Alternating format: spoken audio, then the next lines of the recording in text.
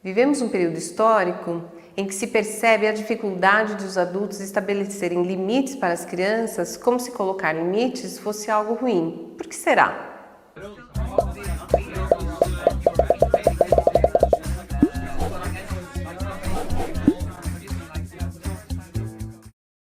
Desde a entrada da psicologia na vida comum, na vida cotidiana, ou seja, desde a divulgação em larga escala de estudos de psicologia e da psicanálise a respeito do desenvolvimento psíquico e do reconhecimento da infância como um período em que acontecem as principais articulações para a constituição psíquica do ser humano, a vida social e a educação das crianças vem sofrendo grandes transformações.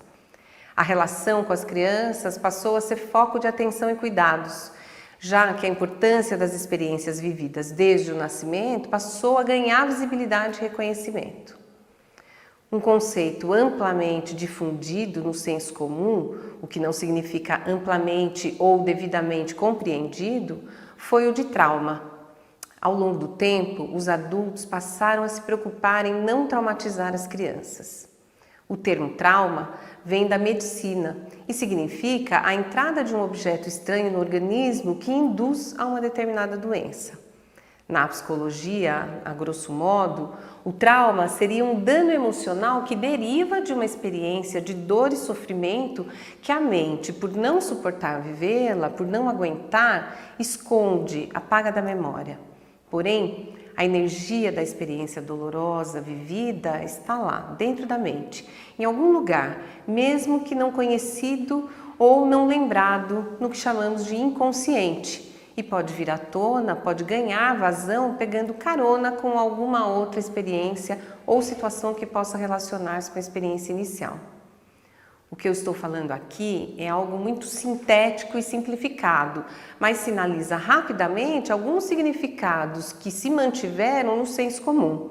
Trauma é coisa ruim, é coisa dolorosa e precisamos evitar que as crianças passem por isso. E a partir desta compreensão simplificada, superficial, foi se construindo uma série de atitudes voltadas às crianças com o intuito de não traumatizá-las. Chegou-se ao ponto de dizer que não se podia dizer não às crianças para não traumatizá-las. Ou seja, uma experiência de grande carga de dor e sofrimento passou a ser equiparada a uma experiência corriqueira de frustração que, além de tudo, deveria ser evitada. Embora não estejamos frequentemente abordando essa questão conscientemente, parece que isso, de alguma forma, habita os adultos que cada vez mais dizem menos não às crianças, estabelecem menos limites para a ação delas, e isso aparece no dia a dia das formas mais variadas. Fomos nos tornando adultos cada vez mais permissivos, com uma percepção menos clara das fronteiras entre o universo infantil e o universo adulto, entre as possibilidades de atuação das crianças e seus limites. Parece que os adultos passaram a confundir a força do trauma com o desconforto da contrariedade e passaram a se comportar como se as crianças não pudessem suportar esse desconforto. Outro dia eu estava numa loja de calçados, dessas que as prateleiras ficam organizadas com os pares expostos por numeração e que o cliente mesmo identifica, escolhe e experimenta o que lhe agrada. E chegou uma mãe com a sua filha de aproximadamente 4 anos. Enquanto a mãe experimentava um calçado, a menina começou a pegar vários pares de sapato, a tirar da prateleira, formando uma bagunça no meio do corredor da numeração que interessava a mãe dela. A vendedora, que nesse caso acompanha com certa distância o cliente, estava visivelmente incomodada, mas por questões comerciais ela não fez nenhuma intervenção e a mãe também não. Parecia que para a mãe da menina aquilo era completamente natural. Ela não disse à criança que ela não podia fazer aquilo. Fato é que a criança não pode retirar os sapatos da prateleira e espalhá-los pelo chão. Primeiro, porque os sapatos não são dela. Os sapatos estão ali à mostra, à venda. Eles são foco e objeto de trabalho das vendedoras daquela loja. Existe uma norma para as relações que se estabelecem ali dentro e elas não envolvem crianças brincando de espalhar sapatos, assim como não se pode sair da loja com um par de sapatos nas mãos sem pagar por eles.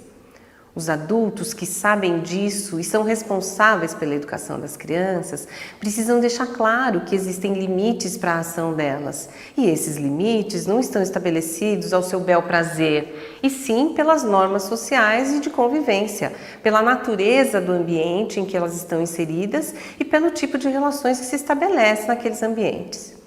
Essas responsabilidades são dos adultos.